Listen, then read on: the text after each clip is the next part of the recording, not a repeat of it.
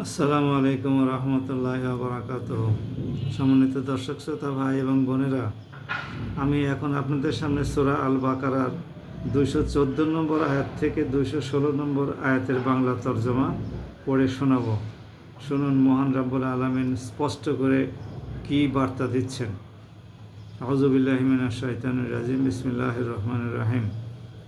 তোমরা কি মনে করে নিয়েছো যে তোমরা এমনি এমনি জান্নাতে প্রবেশ করবে, অথচ তোমাদের পূর্ববর্তী লোকদের বিপদের মতো কিছুই তোমাদের কাছে এখনও আসেনি।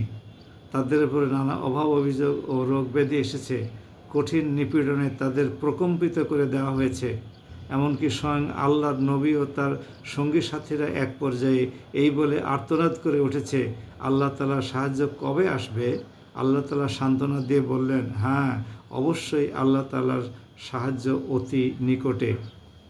তারা তোমার কাছে জানতে চাইবে তারা কি খাতে খরচ করবে। তুমি তাদের বলে দাও, যা কিছুই তোমরা তোমাদের পিতামাতা, আত্মীয় স্বজন, এতিম, অসহায়, মিসকিন ও মুসাফিরদের জন্য খরচ করবে, তাই আল্লাহ তাআলা গ্রহণ করবেন। যা যা ভালো তোমরা করবে আল্লাহ তাআলা তা অবশ্যই জানতে পারবেন। ন্যায় প্রতিষ্ঠা ও অন্যায় নির্মূল করার জন্যে যুদ্ধ তোমাদের উপরে ফরজ করে দেওয়া হয়েছে, আর সেটাই তোমাদের কাছে অপছন্দনীয়। কিন্তু এমনও তো হতে পারে যে বিষয়টি তোমাদের ভালো লাগে না, তাই তোমাদের জন্য কল্যাণকর। কিন্তু এমনও তো হতে পারে যে বিষয়টি তোমাদের ভালো লাগে না, তাই তোমাদের জন্য কল্যাণকর। আবার একইভাবে এমন কোনো জিনিস যা তোমরা পছন্দ করবে কিন্তু তা হবে তোমাদের জন্য ক্ষতিকর। আল্লাহ তাআলাই সবচাইতে ভালো জানেন, তোমরা কিছুই জানো না। সম্মানিত ভাই এবং বোনেরা, খুবই জীবন ঘনিষ্ঠ কয়েকটি আয়াত, 214 থেকে 216, মাত্র 3টি আয়াত। এখানে আমাদের মনের অবস্থায় আল্লাহ রাব্বুল আলামিন অকপটে ঘোষণা করে দিলেন। আমরা প্রতিদিন জান্নাত কামনা করি, জাহান্নাম থেকে মুক্তি প্রার্থনা করি। সে সম্পর্কে আল্লাহ পাক এখানে আমাদের সতর্ক করে দিয়ে বলছেন যে তোমাদের পূর্ববর্তীদেরকে এই ইসলামের জন্যে যে কষ্ট করতে হয়েছে, সেই কষ্টের তোমরা তো কিছুই পাও নাই। এই কষ্ট সহ্য না করেও তোমরা এমনি এমনি জান্নাতে চলে যাবে এই প্রত্যাশা করো। তার মানে এর একটা অপ্রকাশ্য ইঙ্গিত রয়ে গেছে যে ইসলাম প্রতিষ্ঠা করার জন্য জান্নাত পেতে গেলে কষ্ট করতে হবে। আপনারা সবাই জানেন, জান্নাত এমন একটি স্থান যা সমস্ত নিয়ামতে পরিপূর্ণ, আল্লাহর তৈরি প্রাসাদ। ভাবুন, এই পৃথিবীতে আমাদের একটা ছোট্ট বাড়ি করতে, 1,500 স্কোয়ার ফিটের একটা বাড়ি করতে, ঢাকা শহরে, আমরা যেহেতু ঢাকা শহরে থাকি, ঢাকা শহরের কথাই বলি, 1,500 স্কোয়ার ফিটের একটা বাড়ি করতে প্রায় 1.5 কোটি টাকার মতো খরচ হয়, আনুমানিক, কম বেশি।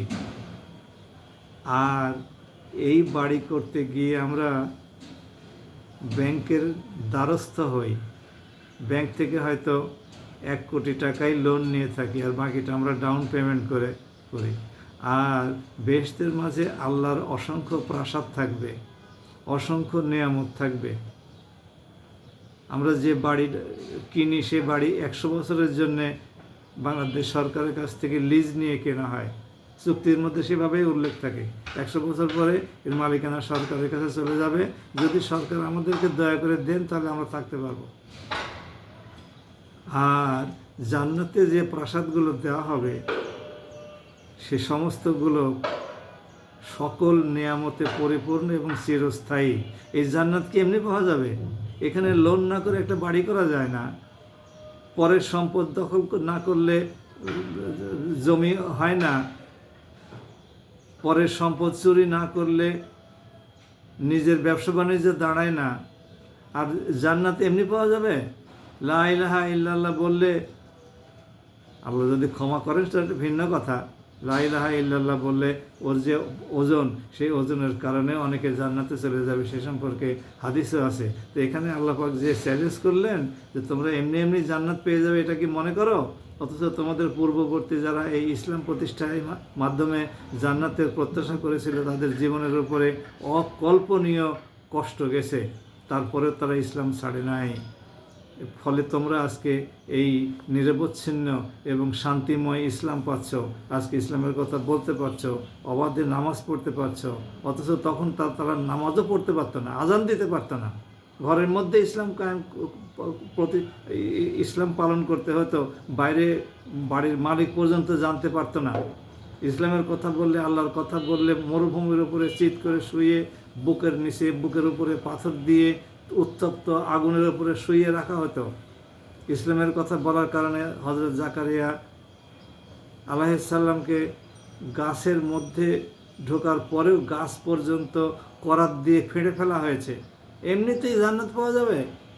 সোনার চাঁদ আমার পিতলা ঘুঘু, আসুন জান্নাতের কাজ করি, আল্লাহর কাছে ক্ষমা প্রার্থনা করি, যে আমলটুকু করি সেটুকুই যেন আল্লাহ কিয়ামত পর্যন্ত বর্ধিত করতে থাকেন এবং আমাদের সমস্ত অপরাধগুলো ক্ষমা করে দিয়ে জান্নাত দাখিল করেন। সবাই ভালো থাকুন। আসসালামু আলাইকুম ওয়া রাহমাতুল্লাহ।